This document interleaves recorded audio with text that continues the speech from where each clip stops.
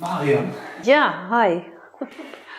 Thanks for taking the time. We are here at the Tasso Institute in Amersfoort in the Netherlands, and we just had a 5-day training of the international program where I'm participating right now. And thank you very much to take the time even after all this work. It's my pleasure. And I would like to ask you some general questions about regression therapy. And the first one I'm interested in is, how did you get into this kind of work? How did you get in touch with this? I got in touch with regression therapy in a, for me, very special way. I lost too many friends to deadly illnesses. Okay. And at a certain moment, there was a good friend of my friends, only 32 years of age, dying of cancer. Her body was already as good as dead, but her mind didn't want to let go. Mm-hmm. So she, with her mind focused on living, she had 2 little children, yes, did not give permission to the doctors to sedate her, to help her with painkillers, and they could only give her the necessary stuff, but not a little bit more to make it more convenient for her body in despair. And the doctors were desperate. They wanted to help, but she didn't allow them to help. Mm.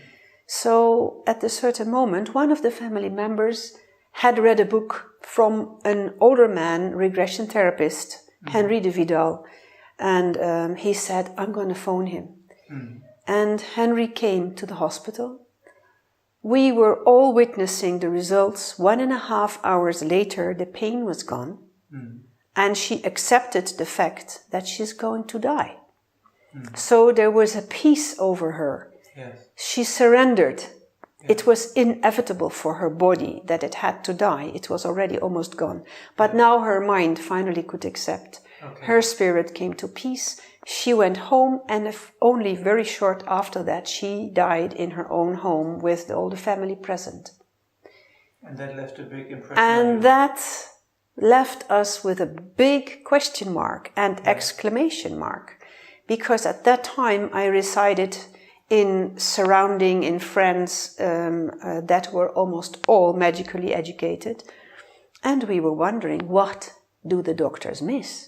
What is missing here? I named that the missing link. So then we invited Henry, my friends invited him to do a couple of workshops, because now we were going to investigate this. Yes. What are we missing? Why is this so helpful, so immediately, so effective, so instantly helpful? It's too important not to know. Yes. So a few weekends, workshops were done, and people regressed. I have witnessed for the first time there regression therapy, inner child work. Yeah. Trauma that came up and the way he dealt with it. The phenomenon of attached energies of others from the family field, from past lives. And I was not busy with reincarnation. I was totally not interested in reincarnation and past lives, because I thought the present life was difficult enough. Mm. And I was not looking for more problems. Mm. But I did not know, and I found it out there in the research, how the past can bother us in the present, and how much energy comes free for healing and for doing what you want to do in this present life, once that past is out of your present. And that was the big thing for me. So then I asked Henry, can you teach this to me? Because I was doing magnetism, pain relief, healing with my hands. I had a small practice at home, which was more a backdoor practice. Yeah. And it was a gift, so you cannot charge money for it. In the end, I was doing it so much, and I was helping people and magnetizing them, that I did charge a little bit of money for all the time invested. Mm. But the results were so amazing. Only there, with a few people, I noticed that after a week or 2, it came back. It didn't last. It was not permanent healing. The magnetism wasn't permanent. The magnetism was, in some cases it was, but I did not know what I was doing. I just followed my natural feeling to do this. And then came the experience with a lady that I will call her name Roxanne. Mm-hmm. And it didn't leave my mind and my feeling ever since. I wanted to investigate. And with me, 12 others did the investigation, among whom there were a few doctors, a few pharmacists. And at the time, I studied philosophy. And then we needed one person more, and this family had a gardener, so we invited the gardener to also be there. Yeah. And regression to a past life didn't work for me. I didn't come in any experience first. But the gardener was telling that he is in a plane, a one-person plane or a two-person plane, and then he was thinking, what am I saying? And he said, it's just like Star Trek, it's just fantasy. So somebody asked, well, what did the plane look like? Was it glass? Was it a two-seater? He said, no, it was like a dome, and it was not glass, but it is transparent, and it's a material that doesn't exist on Earth, and then he thought, what am I saying? He was totally in an experience of being a non-human, intelligent being in a kind of a small airplane, and he crashed. And then he said, well, it's Star Trek. So I said, with all the buttons and all the things. He says, no, there are no buttons. It's clean, it's just like steel, but it isn't steel. It's something we don't have on Earth. It's flat, there are no buttons, no switches. And he looked at me and he realized what he was saying. And he said, I run it with thought power. It just goes where I want it to go. But I was distracted. And then I crashed.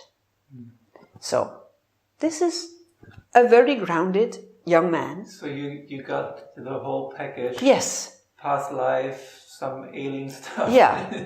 And soul background. Yeah. And I was only led by the thought, these people are real, they're not crazy. Yeah.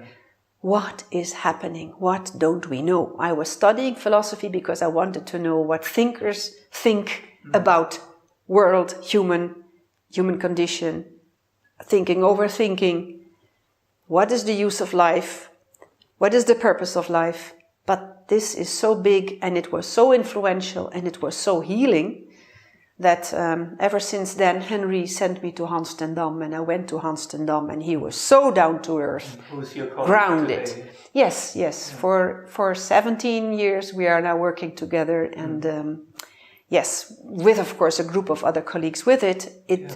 Tasso has grown. But it was Henry who said to me, I'm not going to teach this because it's a whole thing. You need to learn a lot, and you better go to him. He has an education, school, and so that's how it started for me. And ever since, because I said I was not interested in reincarnation, but ever since I decided to take it seriously because it's healing, then I came to the point I cannot deny anymore that this is as real as we are sitting here and speaking. And the healing that I have witnessed with this approach is so big, even from diseases that have already deteriorated the body. Still, spirit can, in many cases, do so much. And that is the beauty of it. So that is my answer to your question. Yeah. So since you mentioned, talked about events that were in the past, what would you say to somebody who says, well, it's better to just be in the present, and why dig so much in the past? Because we are here in the present, and if you are fully able to realize that you're in the present, then you can let all that go. What would you say to somebody who argues? Yes, there is the World Congress for Regression Therapy, which is an event that was initiated by Tasso. It took place in India in 2006 for the second time, and there was this beautiful Buddhist, wise person who said, I live so much in the now that I am not busy with past lives at all. Yeah. In a way, when you really are able to constantly live in the now, which I think is very difficult for the average person, then you don't need to do the therapy to get the past out of the present. But what happens is that we are not able totally to be in the now. We're constantly focusing on what will happen if, or what happened yesterday, or what is in our system not yet digested, processed. That has to go out. And we are logical beings. We want to understand what it is. It has to be told, it has to be relived. And then it is out of your system, then you can be in the now. Yes, that is healing. That's the best way. It's beautiful if you can be in the now. While still we are human beings, we also have to think about when we leave, what time, we have a time schedule, we came here, I forgot something. So we have more in the chronological time than maybe a Buddhist who sits and only has to sit and dedicates his life to sitting and spreading his energy in the surrounding. So for like normal people who are not practice Buddhists, who are able to be in the now all the time, what is, from your experience, what are the maybe 2 or 3 or 4 main problems that that hinder them in life, or hinder them from being in the present, or that they struggle with? You mentioned releasing something, so that was probably releasing charges. Is it one of them, charges from the past? And are there other problems that they can carry around? Or is it the charges, basically? Well, it is the main problems that people come with in the therapy room is depression. And when you are depressed, you're stuck in something that you cannot cope with. So in regression therapy, the approach is to go to before this depression started, to when you are still good, because we mobilize the inner power of the person. Suppose he is 16 before the depression starts, and then we say, so what happened afterwards? Because we are logic people, we are intelligent, we can use that intelligence to scan and see and search what happened to this person. Why should you stay in a depression so long? That is not what a depression is for. A depression is a wake-up to tell you that there is a part of you that stays behind. And you need to be at a certain low level, because that part of you is not able to get up. It needs you to come down. So when you resonate to the same frequency of a past where you got hurt, and that past can be a child that is beaten by the parent or left by the parent, or some parents are cheating on the children by never believing them, not taking them seriously. So the child doesn't take himself serious also. And the little boy is still in the youth. So the adult of now travels back in time, regression, as an adult, understanding what he couldn't understand as a child, to pick the child out of there into the present. So again, being in the now is important. But you can only do that when your personality parts are also taken out of the darkness and the shadow into the light of today. So regression is traveling back in some way mentally to pick up a part of yourself from the past. Yes, and bring it into the present so that you're reunited with it. Yes, reunited, reintegrated. And in fact, you don't even have to travel back to that past, because the problem that you're in is the trance of the problem, and it is there. In fact, what we do not bring people into any hypnotic suggestion, but we take them out of the suggestion of their past. They're in. So they're in the trance of a 3-year-old that is left alone. And the 3-year-old is also intelligent. His conclusion in the mind may be, I'm not worth to be with people. They don't want me. And it bothers him the rest of his life. So that whole radiance around the present day adult is still the trauma of the 3-year-old. Yeah. So what we do is we get the present day person out of that trance of the past by healing his past. And then it can integrate.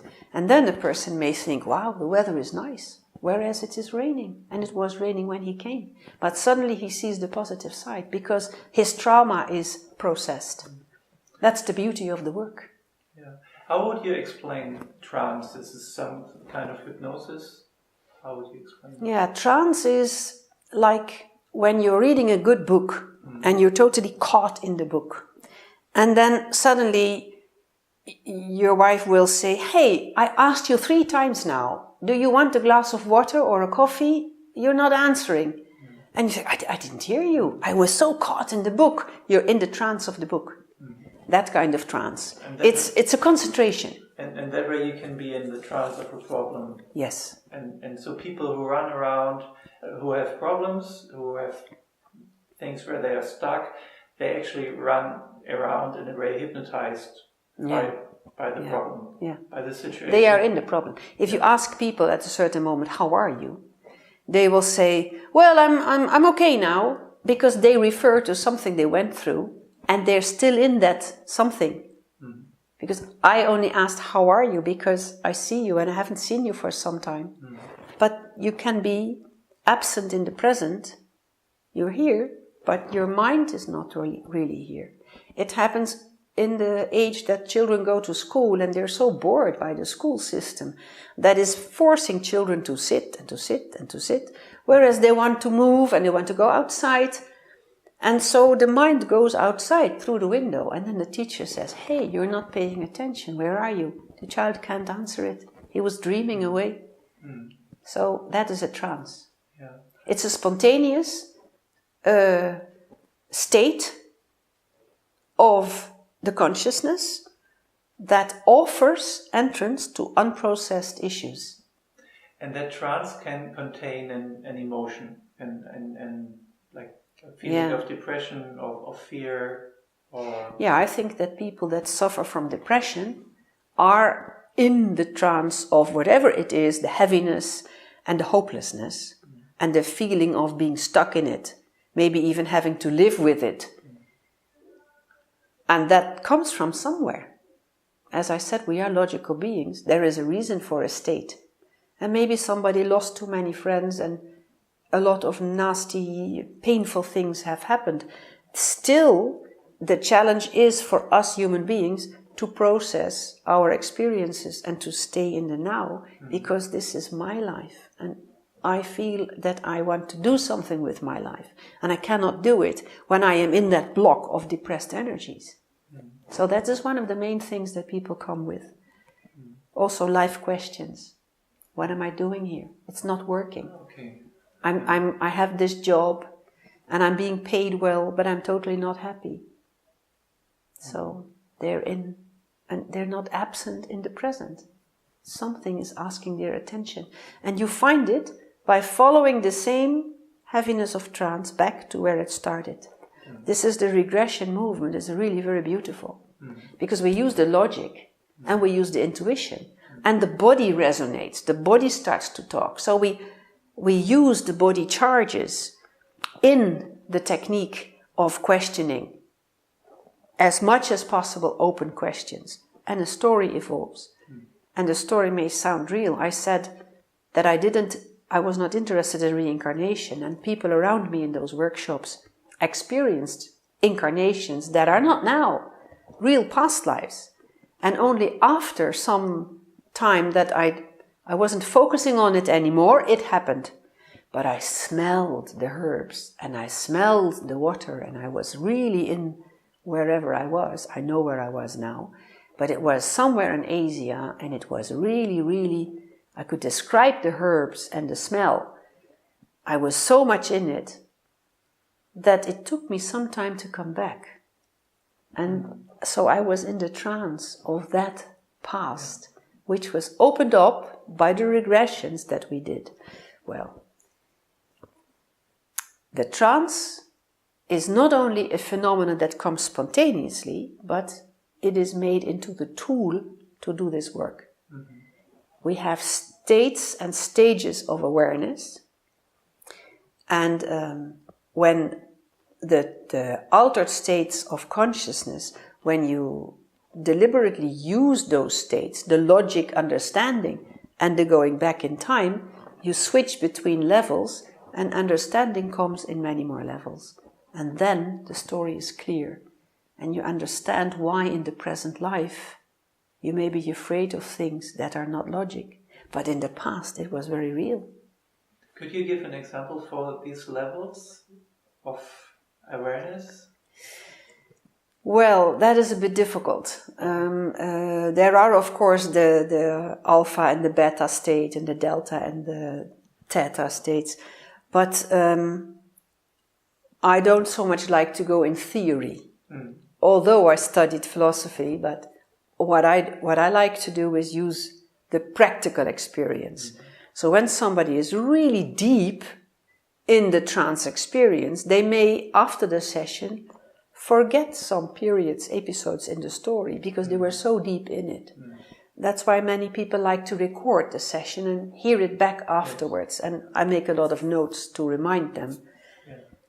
So, for example, in the example you just brought where you experienced yourself in Asia, so that was then a different level of awareness you were in? So yeah, I would now say I was in a deep trance.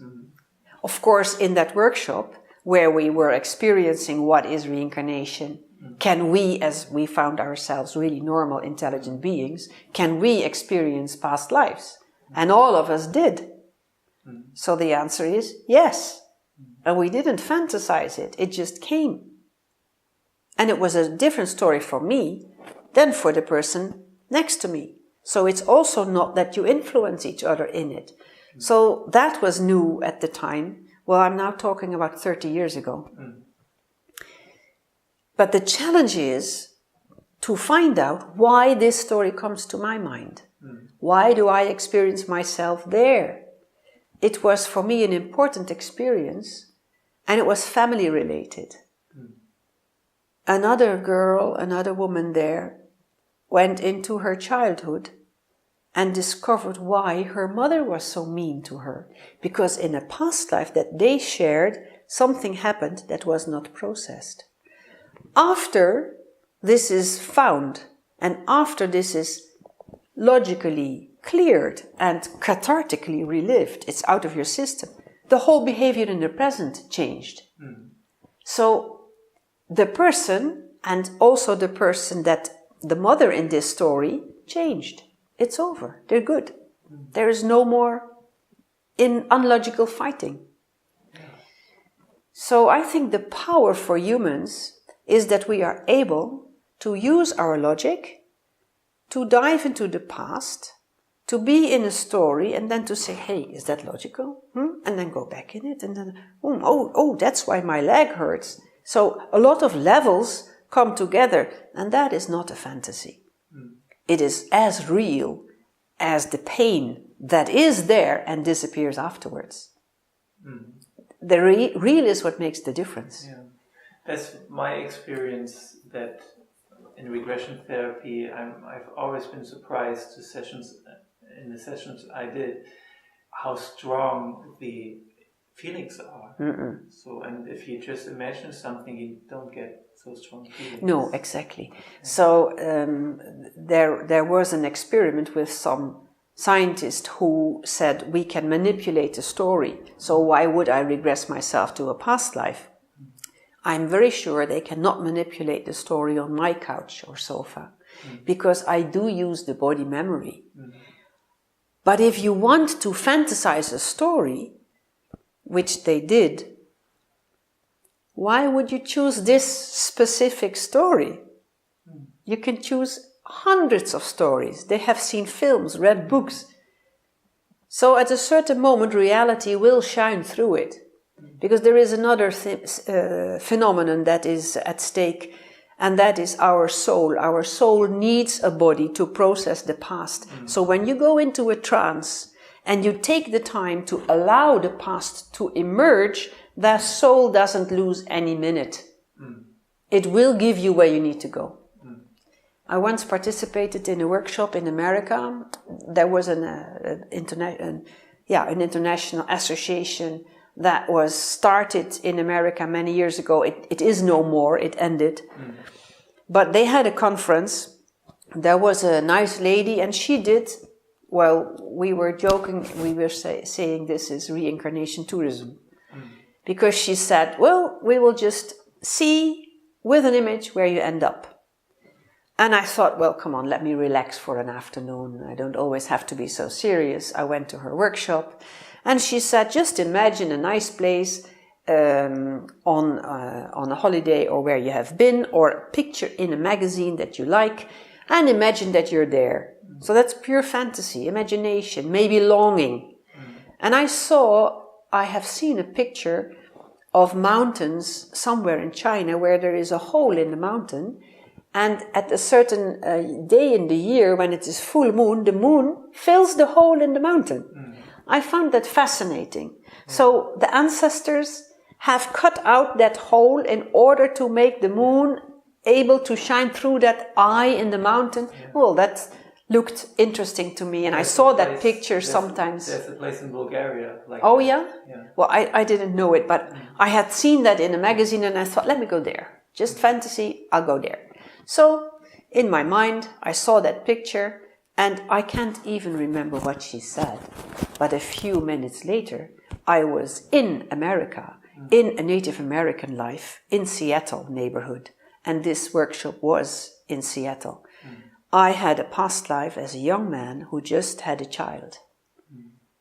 I would never have thought of that. I would never have fantasized it. It was very real. And it was so real, and it had a big meaning. So what does it prove for me? Again, that I started with the fantasy, ready to just travel off and have a nice time and a few hours of fun. But my subconscious mind and my soul said, hey, you are facilitating this. We will do what is necessary. You'll go there because that person needs healing. So I did that, and we shared it afterwards. And it was quite interesting because many people had that experience. Somebody said, well, I always wanted to go to the Alps. So in her mind, she went to Switzerland. She ended up in a different story, but with meadow. And it was Elaine Gals that did the workshop. Beautiful lady. Her point was, fantasy doesn't heal. Fantasy can be a metaphor if you use it, if you don't want to go deep, in psychotherapies that do not do the trance work, but want to use the images that are in us that need healing or that your subconscious produces, like dreams, in order to digest and process whatever trauma is hidden behind them. But in our regression therapy, which is therefore named transpersonal, because it is beyond the personality of today. It includes prenatal and past lives and out-of-body states where the personality is still involved in consciousness. We can use that, and it becomes as real as it is. And the proof of that is that the diseases disappear, pains disappear. It's healing. So regression is not producing imaginations, it's producing things that really happened. Yes, but it depends on the solidity of the guide, of the therapist. Because if the guide is too much in a mental state, allows too much symbolism, they will float. Okay. And the people that float mostly are the too mental people that expect, they see, for instance, they take everything as a symbol. But that symbol carries energy. How do you feel when you see that symbol? Well, it's scary. If you see a swastika, you may really be scared because it symbolizes an era of killing and of the big war that was terrible. But for somebody else, the swastika, when it is turned the other way, is the beauty of eternal life. So ask. We always say the truth is in the client. You have to ask. Don't put your own mindset onto your client. That's not therapy.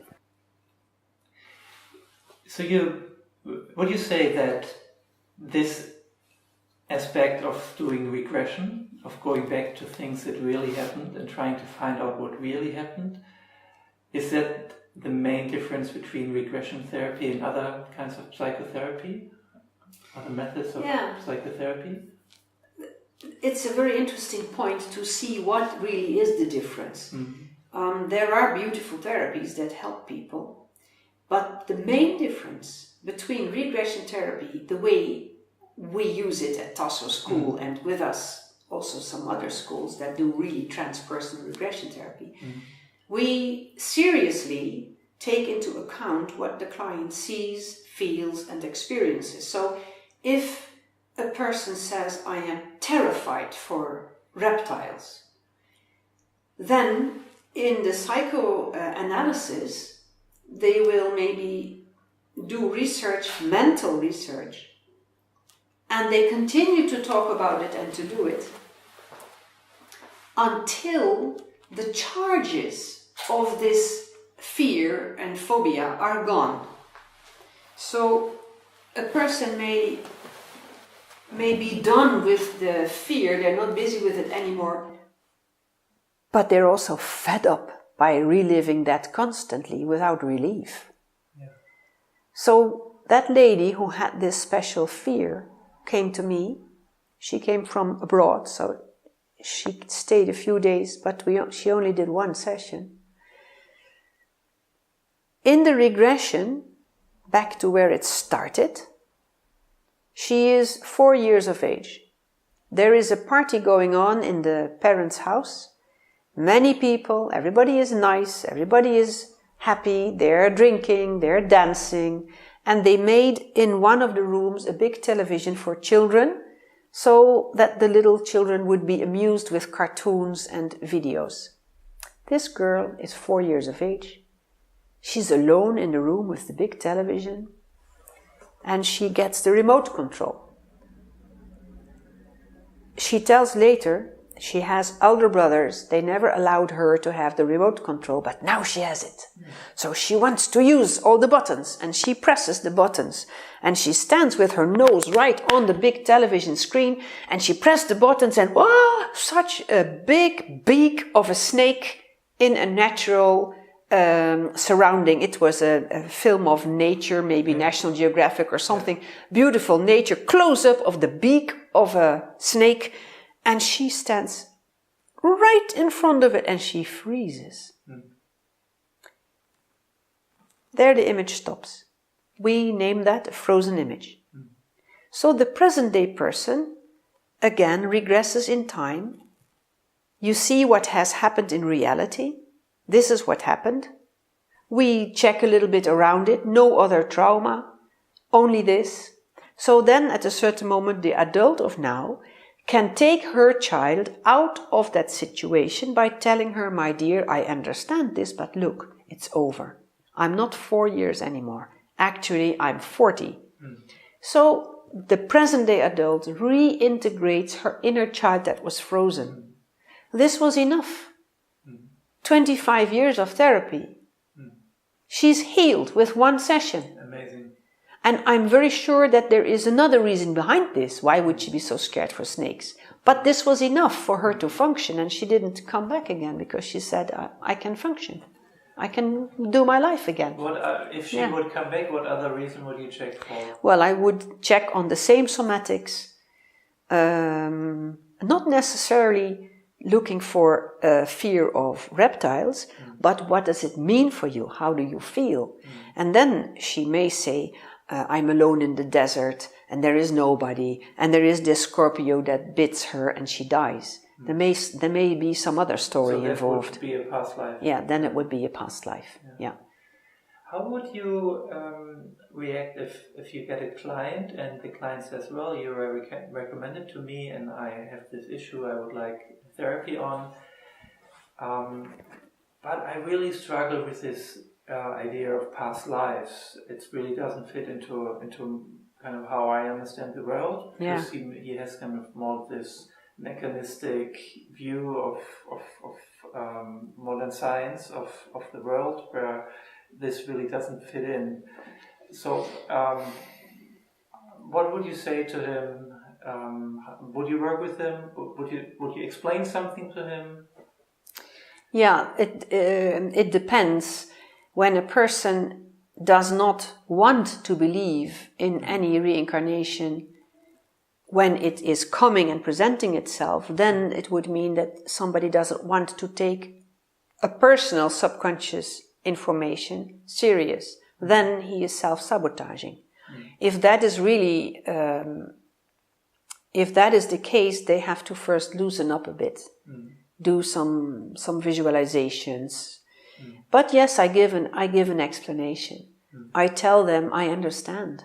Reincarnation is not something that we grow up with, and you don't have to believe that reincarnation exists. Yeah. But if you really want to take serious whatever comes up, and our logic mind will examine and explore for healing purposes, then I will work with you. But if you are constantly telling, no, I don't see anything, whereas you are seeing somebody, I'm not wasting my time on them anymore. I've done that in the past. But, so Roger Woolger, who passed away a few years ago, he, big, well-known regression therapist, he used to say, you can take it as a metaphor and see how you can use it. I have done that also for some years. I don't do that anymore because the reality is there. I had a workshop for young people already years ago, and there was a girl that came from Christian background. She was maybe 16 or 17 years of age. And she was the only one who said, in a group of 15 people, young people, she said, I don't want to go into any past life because it's against my religion. So I said, well, I will warn you when we do the guided visualization to a past life, I will warn you. So first we did some present day work, inner child work, and then in the afternoon came the moment where if there is a past life in trouble, it can show. So I said to her, you don't have to do this exercise.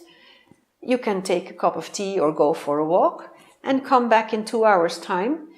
But you can also stay, do the exercise, and take it as a metaphor. But this is a young girl, this is a teenager.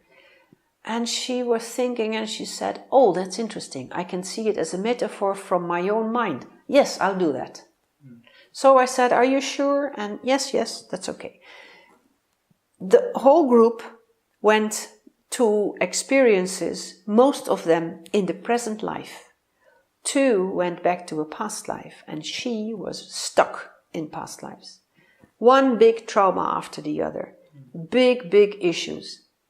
We solved them in a sense that the present day girl could take the metaphor story real enough to get herself out of it. I'm writing about this in my book. I mentioned this case. It took her 2 days to process the whole information, and then we had the second meeting of it's a 2-weekend gathering. In the second weekend, she came with a big change, and she said, well, I had to leave my house because my parents have 8 children and there was no room in the house for me anymore. So she felt not wanted, not loved, and she went to live with a friend. After the workshop, she refound her courage and confronted her parents and said, hey, you have a new baby, but I am also your baby. And the parents reacted in a very loving way because they were shocked by their own behavior, what they forced her out. So they made arrangements in the house, more of the small children together in one room, and then she could sleep. And the babies, I think the baby slept in her room for a while, but she was home again. Yeah, sure. So she was finally finding the courage to speak after her past life, which was a young girl that was killed, was no longer in the dead experience, but it was over. The past doesn't consume your energy anymore. The trance of the past is gone. The fear, in this case, the fear for confronting, for speaking, the fear for dominant men was gone.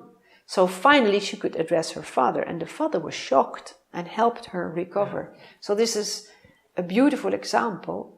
And she was the only one who went in such a heavy past life, whereas she said before, I don't want to do it. So here the metaphor was a big help. So if you want more courage, past life regression may also be a good idea. Yes, because there is a reason why you don't use your courage.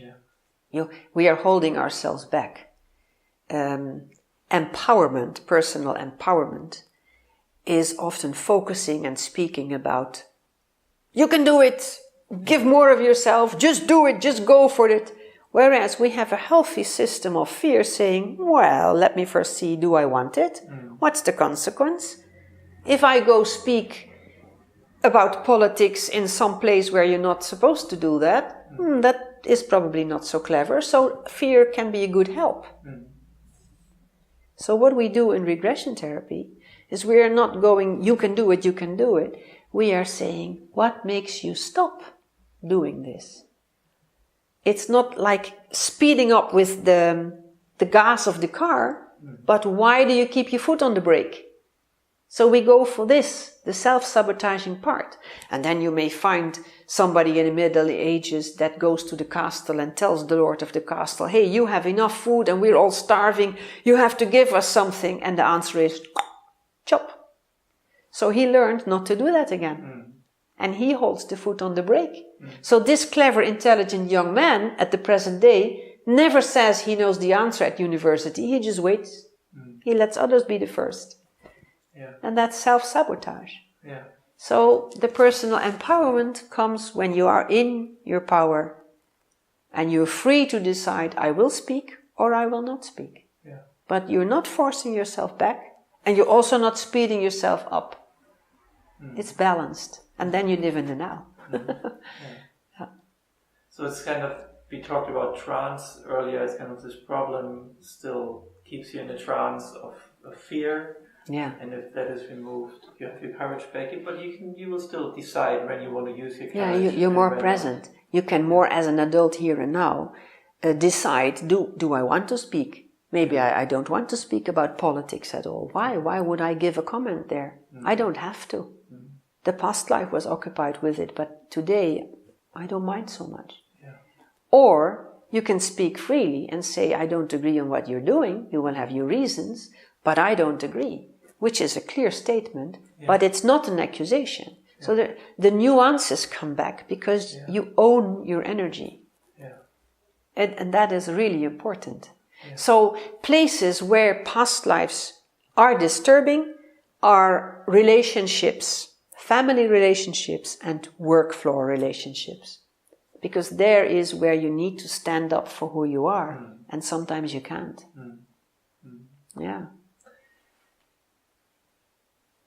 I want to ask something in a little different direction, because we've been talking about past lives, and you've mentioned the soul a couple of times. So what is this that remains the same from life to life? Because when you have a totally different personality in the past life, and now in this life you're somebody else, maybe you're even a man and you were a woman before, what is that remains the same? Is it what you would call the soul? Or what is it? Yeah, that's an interesting thing. In a way, it's speculation.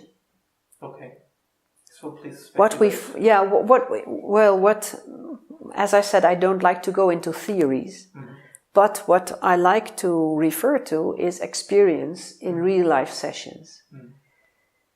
What we find is that when a human being dies and the death is accepted and everything is good, he can go in the energy mass of the soul and it's good. And many religions, if not all, refer to an afterlife and a soul and a peace to be in. But and this happens, of course, we are all humans, life is in progress, when there is something not processed, not digested, or imagine just when you are old and your children are fighting over your property. You can't do anything anymore, but you get angry. So there is no peace after death. A part of that spirit will remain with the children, with the one that is greedy, with the one that is maybe a victim. Maybe the person that leaves stays in his house or estate, so a part of the layer of the soul is present there. You can feel it. Some psychics can see it. But always one part goes back home to the soul. There is always one part that goes back home. But in, for instance, World War situations with mustard gas on the slaughter fields in the north of France, you can't get away. They are too weak. They're hungry. They've given up the hope of life. They have nothing good to expect. So those souls of the young soldiers stay hanging around, clinging to each other, because that's the soldier's code. We stay together. I can only leave if my friend is also leaving. So there are big clusters of energies there, which at the moment we have a workshop from my institute named Mensik's Institute that is called the souls of the battlefield, les âmes de la grande guerre, to clean them away. And it's amazing what happens there, because in that surrounding, that area, there are extremely many suicides. And we think, because we found it in sessions, that people who are hurt by losing somebody that committed suicide, young men, they find the spirit of a dead soldier that could not leave and needed a new piggyback to be able to go to the soul light. So we clean them away whenever we get the chance. The soul can fragment. Fragmentation. The book written by my younger colleague from Romania is called Soul Fragmentation, Victor Chirea. So the fragments of the soul can be picked up by others, can cluster with others. But there is a core that goes back home. So when you incarnate again, the new being has an energy connection to the magnetism of that lost soul part. So if this present incarnation enters a moment that is hopeless, or maybe he is bothered by a group of men bullying him or teasing him, and he feels hopeless, then maybe at that level, that soul from the First World War is resonating in. It's triggered. The trauma is triggered. Yeah. And maybe he gets more down, but it could also be that that soul is mobilized and enters to the present, and then he is more empowered. In Hans ten Dam's book, there's a beautiful example of a young girl who is attacked or threatened by a group of men. And at that moment, instead of becoming very afraid, she becomes angry. And she gives them verbal critics. That's in Deep Healing? Yes.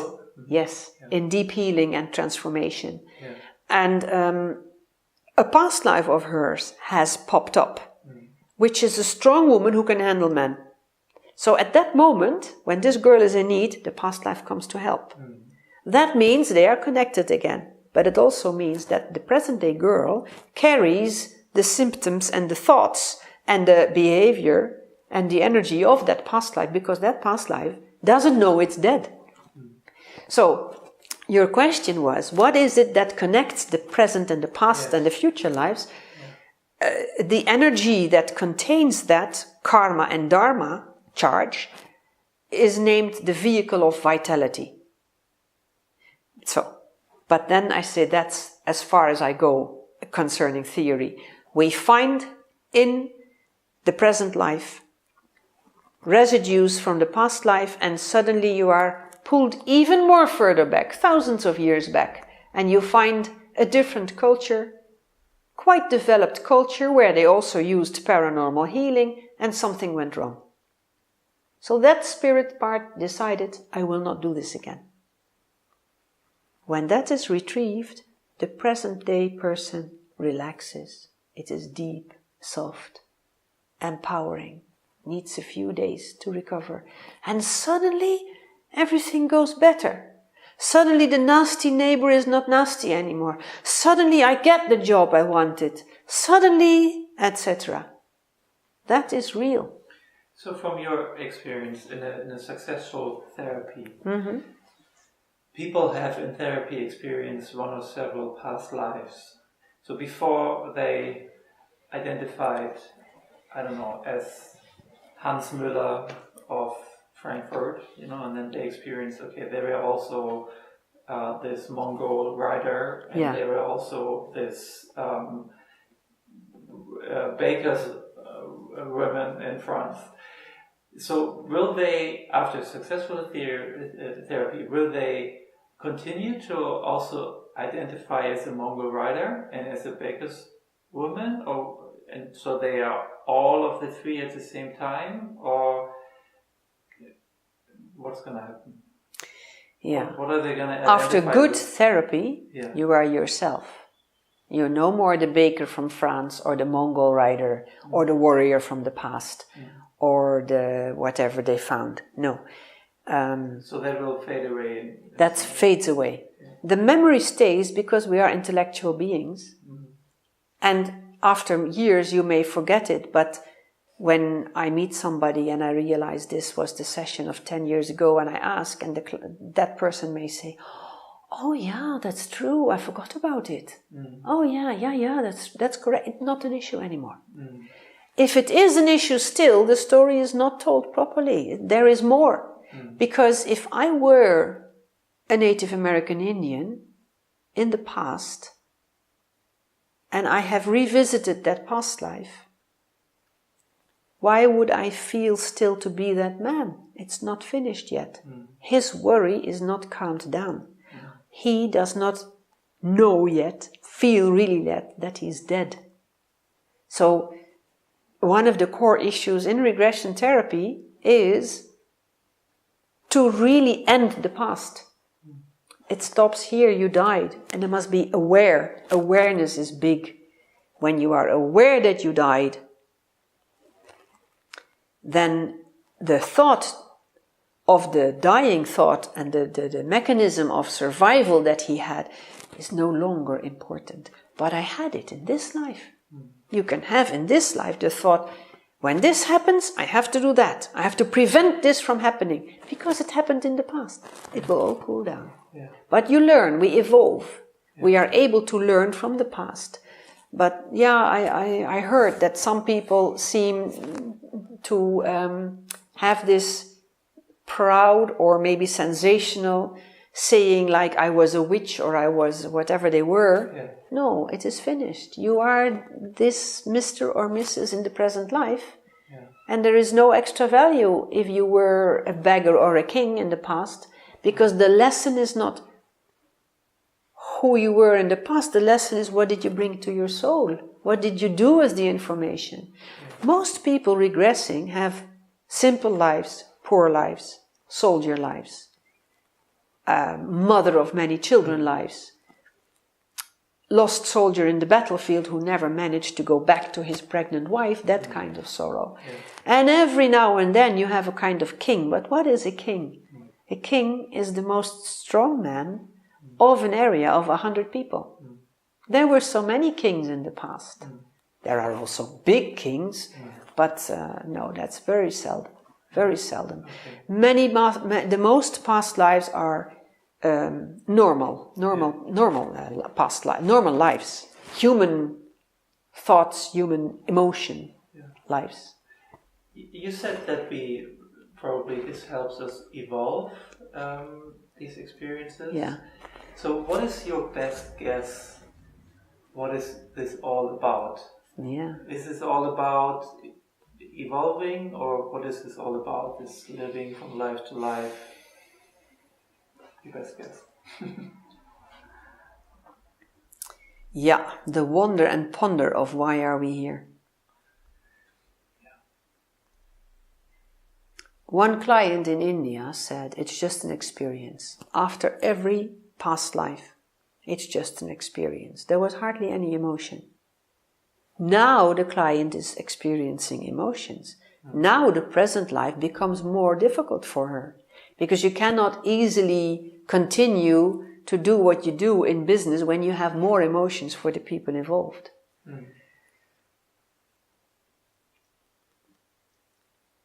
Where it leads to is bring back into the universal big soul, which you may call divine energy, or godly energy if you want, that sparkle that we got, every individual, and this is why it is important for teenagers to know, because they are asking, what am I doing here? Do I make a difference? Who am I? Nobody listens to me anyway. Well, you have a sparkle in your soul that you took from the universe, that is given to you, and you are the one that owns it.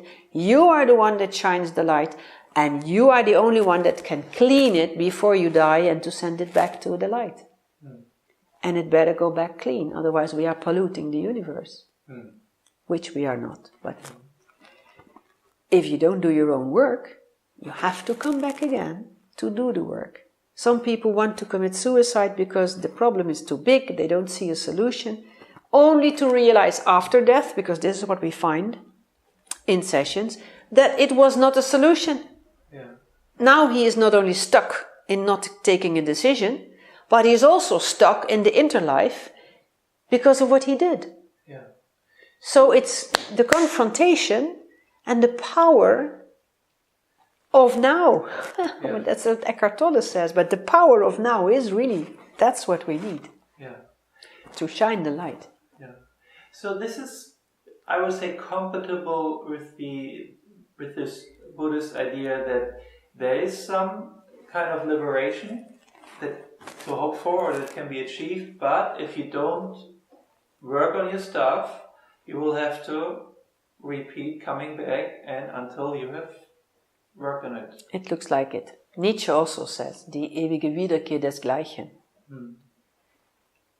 Yes, it looks like it. Maurice Netherton's book was translated into Dutch with the title History Repeats Itself. But it only repeats because it brings to your attention a disturbing pattern. And some people are very good in describing it, and they say, why am I doing this? It's me doing it. But why?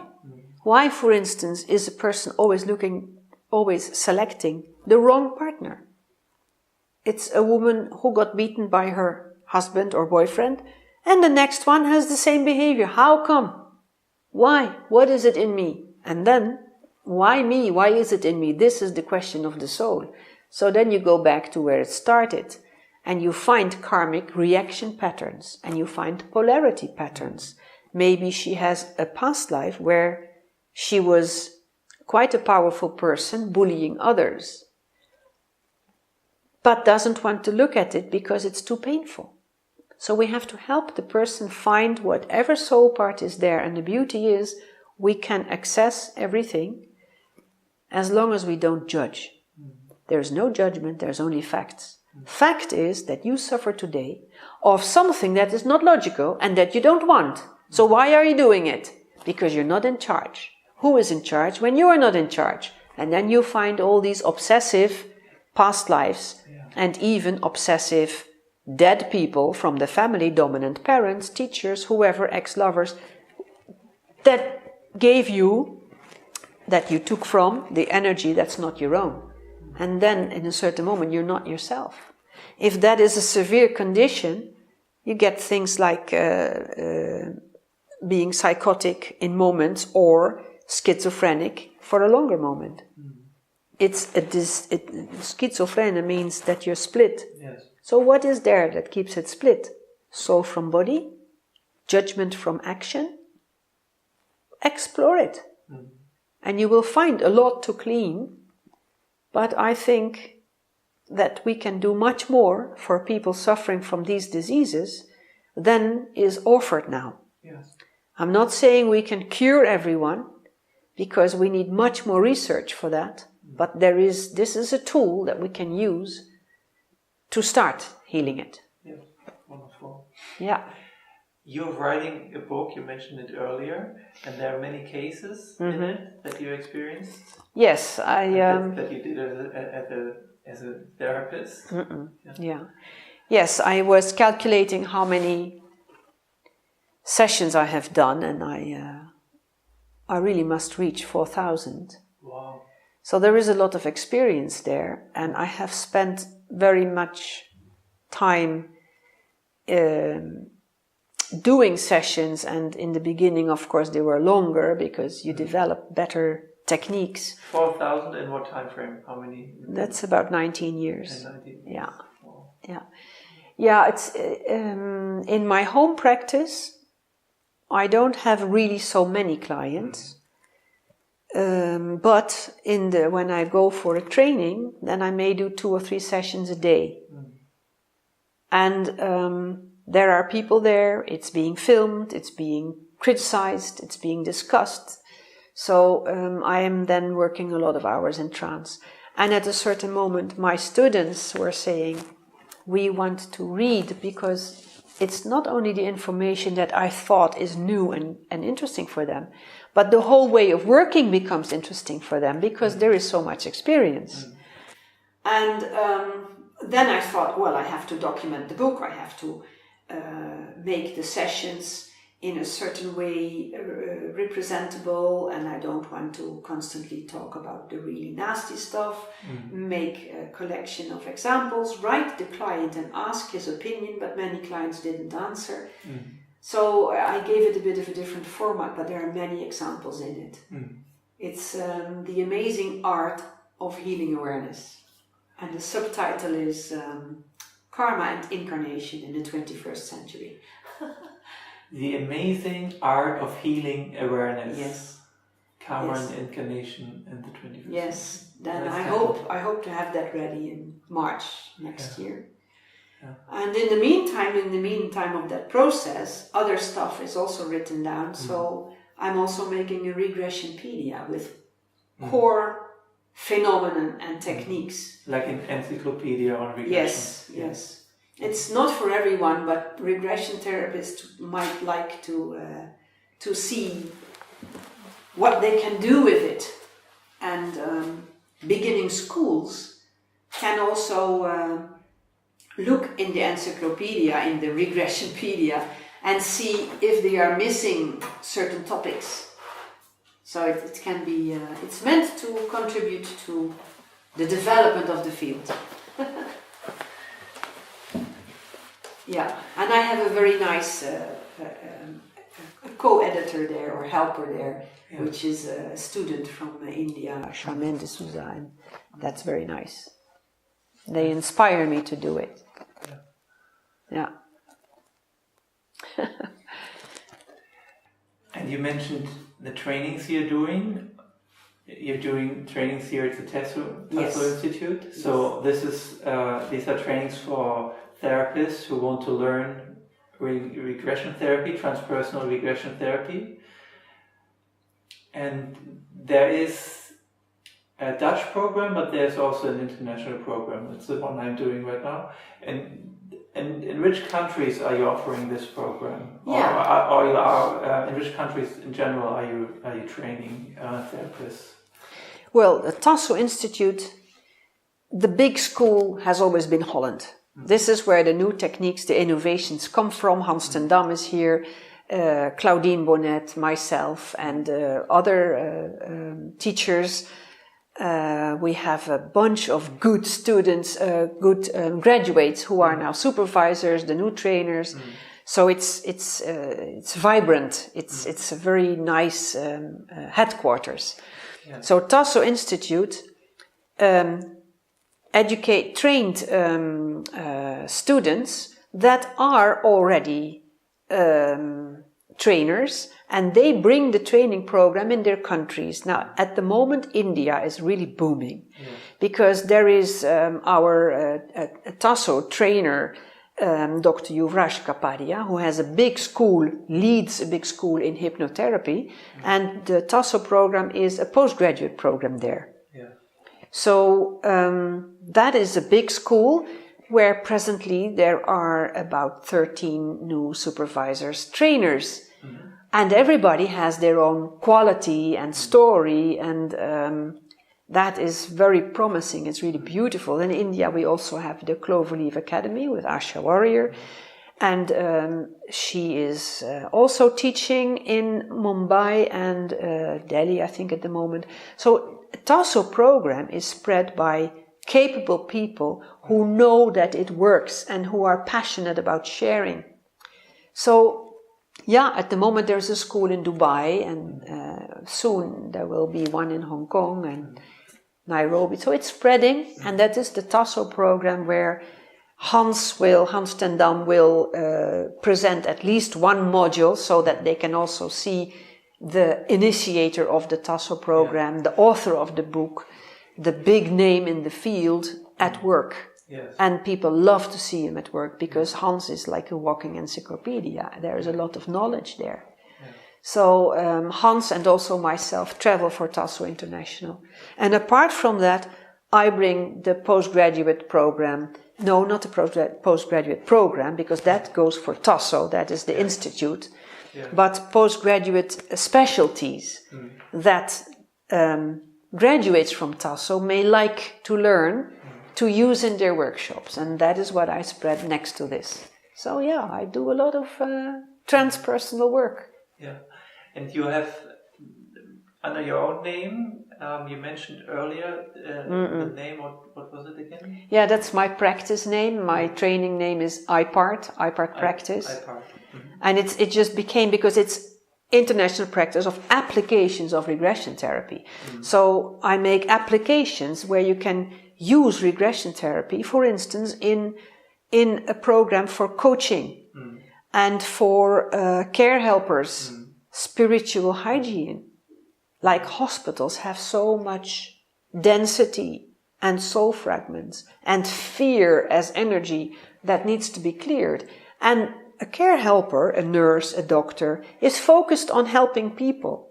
So in their focus to help others, they pick up the unprocessed charges of their patients.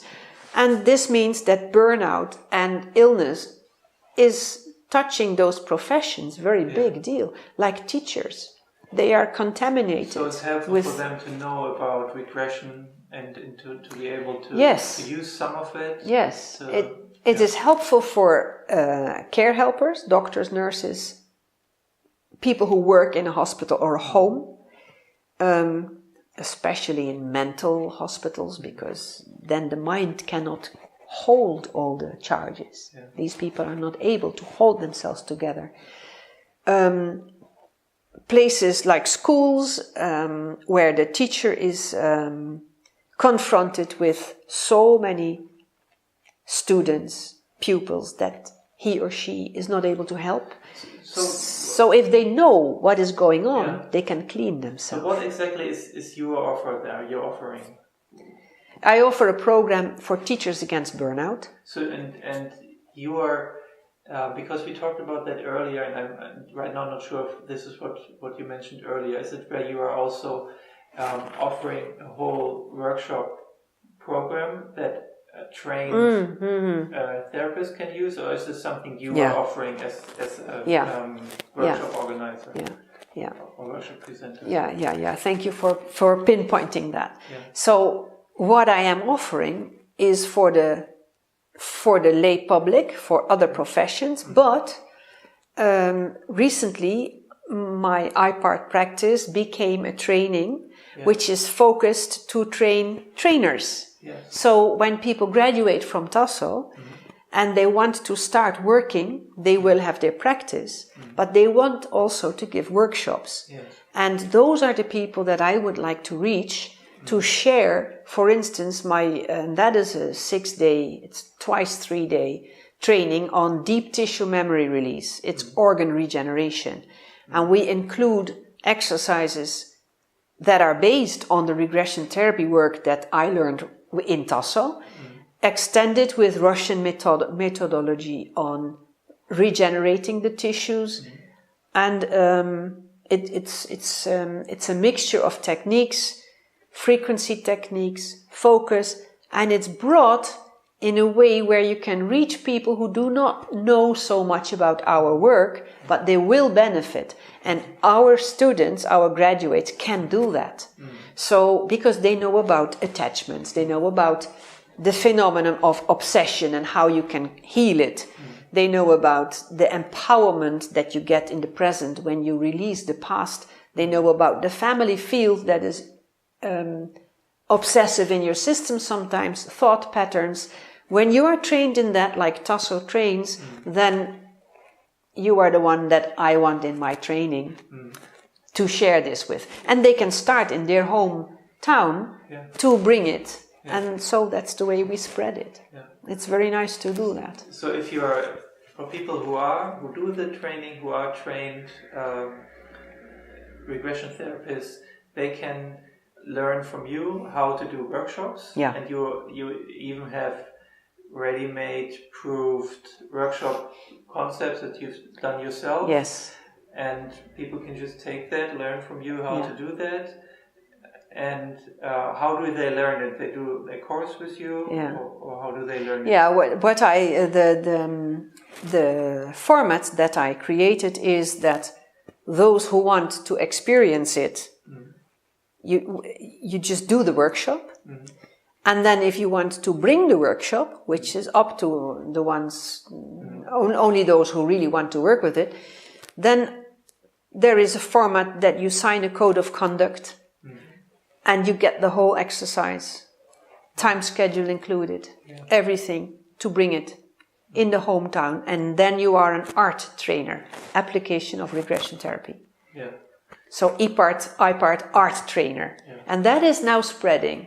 Yeah. There is a lady in Dubai, and there are a few in India, and that is really promising, because every graduate, we are an institute that trains adult people. Everybody already has a background. There are engineers, there are doctors, there are a few psychiatrists, there are nurses, there are artists, there are many people, many different people. So you bring the personality that you are, and you bring the workshop in a little bit a different way than somebody else would do it. So it's, for me, very interesting to see, because new things come out of this. Yeah. Like the latest thing I added is the frequency therapy, when you use the Schumann resonance of Earth to be more in the here and now. And when you are more in the here and now, the parts that resonate in your system that are from a past will easily show. But it has to be in a setup where I can work with you and where we can heal you before you go home. So it is a more day program. And it's major interesting. Yeah. So this workshop for young people that I spoke about earlier, that is one. That is a few weekends. The other one is for teachers. Yeah. And then I have one for trauma and trigger for nurses and doctors and surgeons. Surgeon is a very tough job. They stand hours. They concentrate. At a certain moment they're tired, but they have to concentrate. So we can support them doing their work. And when they learn, when they know how this is, this phenomenon of trance and energy loss, then they don't need us anymore. Yeah. People are intelligent, and this is the nice way to wake everybody up. Yeah. So the deep tissue memory release and the family genetics, those are the big workshops. Yeah. And you can start in your hometown, spread the word, reach the people, see what you like, see what you don't like. Do you have a format for life planning, something like that? Yes. Is that the one for the young people, or is it for the young people, it is focused on not as much as life planning, but on who am I? What am I doing here? What is society expecting from me? Yeah. Their answer will be nothing. What do you expect from society? Nothing. Many of them gave up hope. So when you make them feel the conscious diamond that they are, then suddenly the pride of a human being comes back. And then they can decide what they want with life. And maybe they don't want to be the doctor that their father wants them to be, or maybe they don't want to be whatever they do because their reaction is against the family wish. And maybe he discovers that he does want to be a doctor, but in a different field. So it does help young people very much. The life plan comes mostly at a bit later age, about 30, 34, 35 plus. People have already done so much. They maybe have a family or want to start a family, and then they're thinking, now what? It's the pre-midlife crisis, so to speak. And it's amazing what you find there. By the way, there is another workshop, and that is based on the accident trauma release energy. So you regress people to what happened in an accident or during surgery. And this one I created to be done with the techniques that my colleague Heike Bettendorf, who lives in Fuerteventura, is doing, and she takes the person in the water where the body can adapt and feel the water, and then a different dimension is opening again. So we use the regression therapy techniques in applications that are not for the therapy practice per se, but that are very useful in workshops and trainings. And it's for the therapist it can be very interesting because they don't want to do therapy all the time. They want some change. They want to work with groups. And also for clients, many clients may not be ready to go to a one-on-one therapy session, but a workshop may be something that's easier to go that's to. true. That's true. I have given many lectures in libraries, and people come there because they want to know more, but they don't really want to go for therapy because it's a bit weird. They don't know really what they're supposed to do or to expect. And once they have heard my lecture, then they realize what it could do for them, and then they may come or ask more information. At the moment, I will then refer them to my colleagues and just graduates, because I'm not doing so much work in Holland anymore now. I have a very small practice. But that is a way to reach people and to open them up. And it's very nice. Yeah. There is so much possible, even remote viewing, to assist an operation, a surgery. Wow. I'm not a surgeon, I'm not a doctor, I don't pretend to be one. We have good doctors, but what I said, it's a heavy profession. So when you do maybe 6 surgeries a day and there are some complications, such a surgeon can be very tired. So what we do is we spiritually clean the whole room. And I developed a system how to do that. And we've done it a few times in America and in India. And the results are amazing, even when you hear the result reported by the client who was the operation patient, and the doctors and the nurses telling that patient, you're a special person, because we felt this light and we felt this energy and you're healing much faster than the others. You know, I once had a client and he said, I don't care if a past life is real. It works. Why would you bother if the complaint is gone? Yeah. So maybe my last question, or second last. You mentioned remote viewing. Yes. And, that got me curious because I've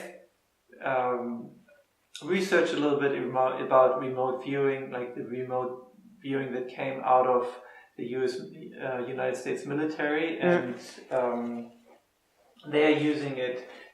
They have a totally blind subject, so you don't know anything about your target, and then it's possible to get impressions, get ideas about this target, maybe a different location, about what happens there or happened there. What's the connection to regression therapy? Is there a connection? Well, the only connection is, I think, that this is what a human being is. We have potentials that we are not per se trained in. And I think that maybe, but I don't know inside information on any military format, but I think that our scientists make themselves sometimes a little bit ridiculous by thinking that you need tools. You are the tool. And when you are the tool, your intuition is big. So you know, I had a workshop for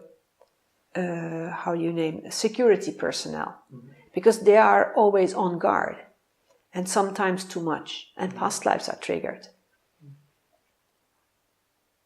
So when you are constantly on guard, then you get very tired. So we can help them, making them aware of energies. They all understand it very well, because they work with it. The police knows it, surgeons know it, because they feel it. Not all of them, but many do. A good doctor knows it because when you enter the room, he already feels that you are scared. He feels the energy. Some doctors, but those are probably not the nicest ones, don't. But most are empathic. You cannot be a doctor if you don't feel, if you don't want to help people. I mean, so the phenomenon of energy and energy work is known to them. The only thing that we can bring in is to tell them how it can work. And then do with it what you want, as long as you use it properly and ethically. And I cannot judge that from the military, because their purpose is a different one. But I think, you don't need all these tools. You are the tool. Yeah. So when I sit behind this wall, and you sit here, you may feel that there is somebody else behind the wall. You don't need to really develop it. You just need to trust your gut feeling. So, human beings are training our mind at school to be rational, to do mathematics, to be trained in how to do the calculations. But we don't train ourselves and our children in the spiritual thinking, whereas we have it. Nowadays, when young children go outside in a real forest, which is hardly existing anymore, but a real forest, they get scared, really scared, because it's a very different surrounding.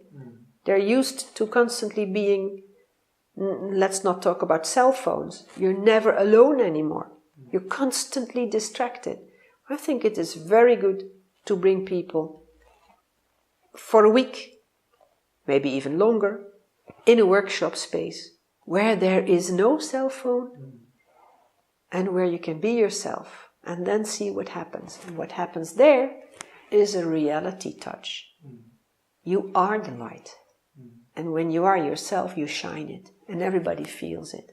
And when they feel it, they also know, and you also know, which one of the human beings is a person that I resonate with. Because it's my real resonance, and you can find a partner that suits you better, or a job that suits you better. Now that's the good news. Very nice. Is there anything I haven't asked you, but I should have asked? Well, one thing I like to share. Regression therapy, we have spoken about inner children, past lives. But regression therapy is very, very suitable for human resource people in big companies to use the way how to better connect to people, coaching. Human resources. It was called the personnel department like before. Personnel development. Yeah, and in communication with people to listen better. It will evolve, and it will help to have a better communication with the people that work in a company. So the transpersonal regression therapy, we now have transpersonal coaching. That's the name we gave it.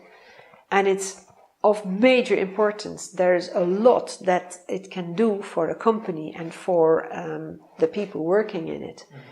Not only to have a better atmosphere and to develop yourself, but by that have a nicer, better, more clear radiation and attract the proper people and clients. And this is also a tool that Tasso has.